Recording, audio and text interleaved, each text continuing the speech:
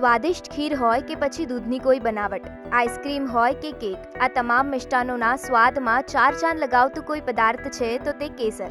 પરંતુ કાશ્મીરમાં ઉગતું આ કેસર અહીં ખૂબ મોંઘા ભાવે મળે છે. પરંતુ તેની ચિંતા હવે દૂર થઈ ગઈ છે, કારણ કે હવે ગીરમાં ઉગી રહ્યું છે કાશ્મીરી કેસર. જૂનાગઢના પ્રગતિશીલ યુવાનો ગીરમાં કાશ્મીરી કેસરની ખેતી કરી રહ્યા છે. કેવી રીતે શરૂ થઈ આ ખેતીની શરૂઆત, ચાલો જાણીએ.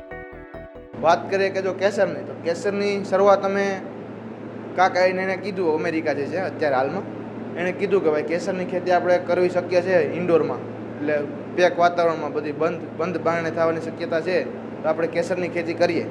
તો પછી જોયું અમે કેસરની ખેતી શું થાય છે, ગુજરાતમાં થાય છે બીજે ક્યાંય, કે ક્યાં ઇન્ડિયામાં બીજે ક્યાંય થાય છે. તો આ જોયું કે ભાઈ થાય છે કેસરની ખેતી અને સફળ છે એમ, એવું નથી કે કેસરની ખેતી નથી થતી.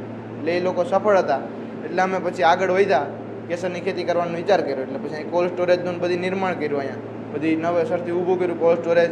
પછી આ બધી ઘોડા લાઇટું એ બધી ગોઠવું. પછી અમે કાશ્મીર ગયા કેસરનું બિયારણ લેવા માટે.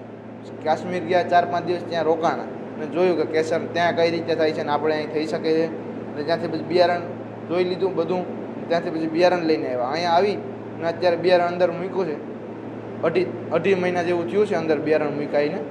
અને અમે 200 જેવા ફ્લાવર અમારે જોયા છે, એમ કે 200 જેટલા ફ્લાવર અમે તોડ્યા છે અને એમાંથી કેસર પણ તોડ્યું છે એમ. એટલે અમને આ સિઝનમાં એવું લાગે છે કે અમે જે અખતરા બેસ કર્યું હતું, કે જે ભાઈ અખતરો છે ટૂંકમાં, અમારે આ પહેલી સિઝન છે એટલે અખતરો છે ટૂંકમાં એક જાતનો.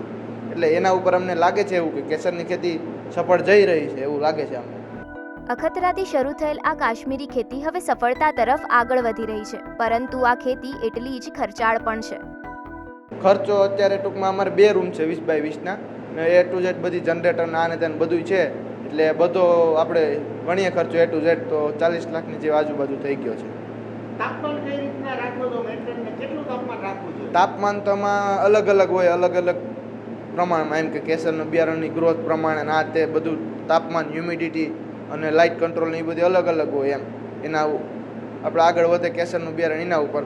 પણ અત્યારે આપણે માનીએ ને તો 25 ડિગ્રીથી માંડી અને 7-8 ડિગ્રી સુધીમાં અંદરની વચ્ચે, બેની વચ્ચે રહે છે એમ તાપમાન.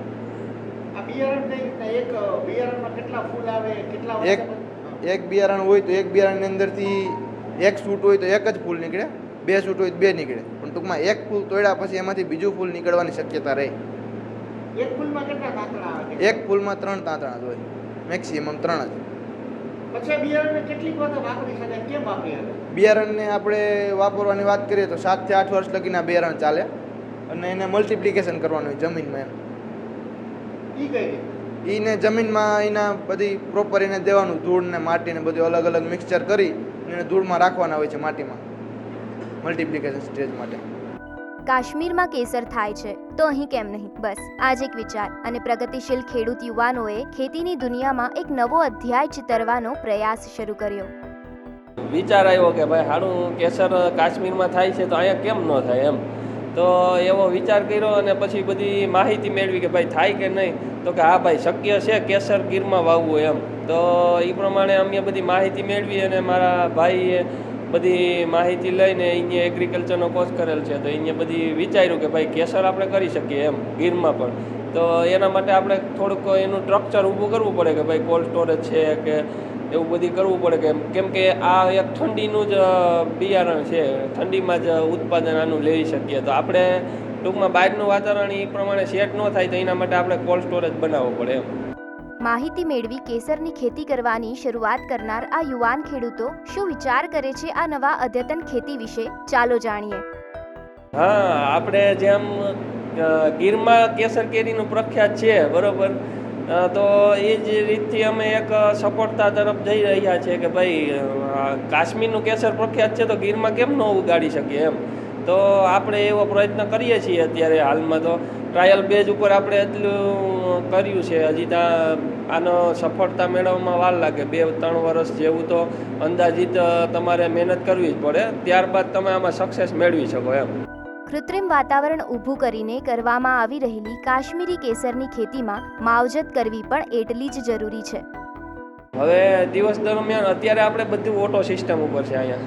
તો અહીંયા દેખરેખ રાખવામાં અમારે બહારથી આખું સિસ્ટમ, કેમેરા સિસ્ટમથી ગોઠવેલું જ છે.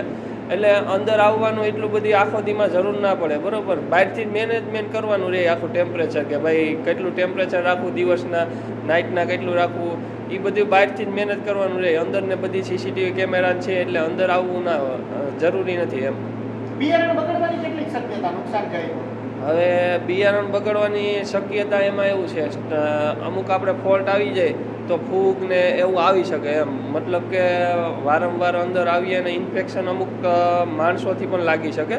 તો એના માટે અમે બહુ તકેદારી રાખીએ કે ભાઈ અંદર આવીએ ત્યારે બધું હાથ ને બધું સાફ હોવું જોઈએ, ટૂંકમાં કમ્પ્લીટ હોવું જોઈએ એમ. બાકી બિયારણ બગડવાની શક્યતા રહે આમાં. ગુજરાતનું ગીર, જે કેસર કેરી, કેસરી સિંહ માટે સંપૂર્ણ દેશમાં જાણીતું છે, હવે તે ભવિષ્યમાં કાશ્મીરી કેસરની ખેતી માટે પણ પ્રખ્યાત થશે. જૂનાગઢથી મનીષ ડોઢિયાનો અહેવાલ, ETV ભારત.